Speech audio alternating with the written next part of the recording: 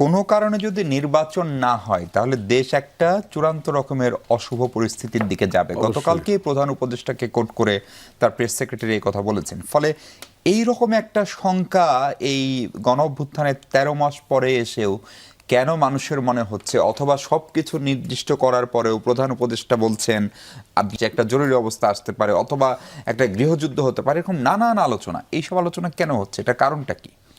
দেখেন, প্রথমে বলি যে শঙ্কা অবশ্যই থাকবে। এই যে আমরা চারজনে বসে এখানে টকশো করছি, আমরা কি শেষ পর্যন্ত শান্তিপূর্ণভাবে টকশো করতে পারবো? এর শঙ্কা থাকতে পারে। আমরা যদিও পারবো, কিন্তু শঙ্কা একদিন করতেই পারে, তাই না? আর আমাকে একটু সময় দেন। গুজবের কথা বলছেন, গুজব ছাড়া পৃথিবীতে কখনো কোনো ভালো কিছু আবিষ্কার, ভালো কিছু উদ্ভাবনী, নিউ আইডিয়া হয়নি। গুজব থাকতেই হবে।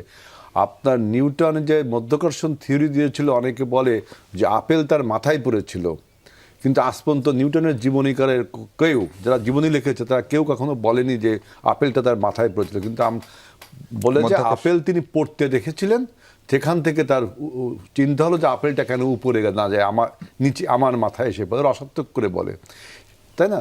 এরপর আমরা নিউটনের সামনে জানতে শুরু করি। আপনার ওই ফ্রান্সের বিপ্লবের সময় বলছিল যে ষোড়শ লুইয়ের যে রানী বলছিল যে আমাদের দেশের লোকরা রুটি খেতে পারছে না, উনি নাকি বলেছেন কেক খাক, রুটি খেতে পারে না, আছে না?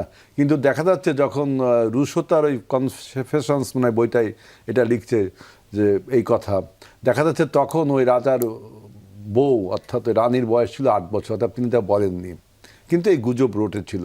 এবং সেখান থেকে ফ্রান্সের সেই ভার্সাই প্রাসাদের সমস্ত কাহিনী বের হয়ে আসে। কিন্তু গুজব থাকবে। কত সময় লেগেছিল হেলাল ভাই? আমি এইটা নিয়ে আলোচনা করলে একটা একাডেমিক আলোচনা হতে পারে। গুজব থাকবেই।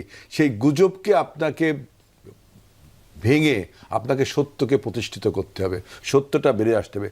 আমরা বলছি শঙ্কাটা কেন এখন? গুজবের জন্য শঙ্কা না। আমি যদি আর একাডেমিক রাজনৈতিক বিশ্লেষণ দিই, আজকে দেখেন নির্বাচনটা করে কিন্তু শুধু আপনার নির্বাচন কমিশন না, বা শুধু সরকার না, শুধু রাজনৈতিক দল না, টোটাল জনগণ, তাই না? কিন্তু আজকে দেখেন নির্বাচনের প্রধান যে শক্তিগুলো আছে, যেমন ব্যুরোক্রেসিটা আজকে কিন্তু আপনার সেই পলাতক মাফিয়াদের স্যাচুরেটেড, এটা অস্বীকার, এটা একটা আলোচনা। তারপরে দেখেন law enforcing agencies, same conditions. তারপরে দেখেন পতিত মাফিয়ারা রয়ে গেছে এবং প্রতিবেশী রাষ্ট্রের ষড়যন্ত্র। চতুর্থ যে বিষয়টা, এটা খুবই গুরুত্বপূর্ণ, যে we are the political parties those who R involved with the আপনার মাস আফসার্স অফ 2024 এই 24-এর গণ অভ্যুত্থানে আমাদের শক্তিগুলো। আমরা আজকে কী শুরু করেছি?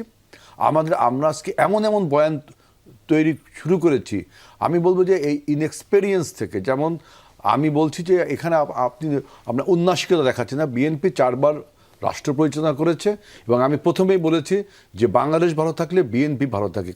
কারণ বাংলাদেশের যে কোনো ক্রান্তি লাগবে, আপনি ইতিহাস বিচার করে দেখবেন, বিএনপি কিন্তু এগিয়ে এসেছে। সেজন্য বলছি যে দেখেন অন্য যে রাজনৈতিক দলগুলো আমাদের সাথে 24-এর গণ অভ্যুত্থানে ছিল, তাদের ইনএক্সপেরিয়েন্স থেকে কিছু ইনোসেন্স আইডিয়া তারা দিচ্ছে। আমি তাদের দোষারোপ করছি না, ইনএক্সপেরিয়েন্স থেকে কিছু ইনোসেন্স আইডিয়া তারা দিচ্ছে। যেমন বলল যে গণপরিষদ, আপনি বলেন পলিটিক্যাল গ্রামারে একটা নতুন দেশ না হলে একটা নতুন সংবিধান রচনা করার প্রয়োজন হয়। একটা দেশ যখন স্বাধীন হয় তখন নতুন তখন হয় গণপরিষদ, তাই না? এখন গণপরিষদের আকার কখনো মানে কম্পোজিশনটা শুধু রাজনৈতিক দলের নেতৃবৃন্দের মধ্যে থাকে তাও না, এখানে অন্য স্টেক হোল্ডারও যেমন সাংবাদিকদের থাকতে পারে, মিডিয়া থাকতে পারে, অন্য লোকও থাকতে পারে। এইভাবে একটা গণপরিষদ হয়। আমরা তো নতুন সংবিধান রচনা করছি না, অর্থাৎ গণপরিষদ। আবার গণভোট, দেখেন গণভোট আপনার জুলাই সনদে অনেকগুলো ইস্যুস, 84 ইস্যুস, এতগুলো ইস্যুস নিয়ে কিন্তু গণভোট হয় একটা ইস্যু নিয়ে, তাই না? তাদের ইনএক্সপিরিয়েন্স থেকে ইনোসেন্স হিসেবে আইডিয়া দিচ্ছে। সেজন্য এবং এই সমস্ত আইডিয়া দেওয়ার ফলে আবার বলছে কি আমরা নির্বাচনে যাব না, কোনো সময় বলছে নির্বাচন করতে দেব না, কোনো সময় বলছে এই যেমন বলছেন যে জুলাই সনদ। আরে ভাই, সবচেয়ে বড় সনদ হলো আগামী যদি আমরা এখন যে সমস্ত স্কলার মতামত দিচ্ছি, ইভেন ঐক্যমত কমিশন থেকেও যে সমস্ত কথাবার্তা বলা হচ্ছে, সবগুলোকে আমরা ধারণ করি।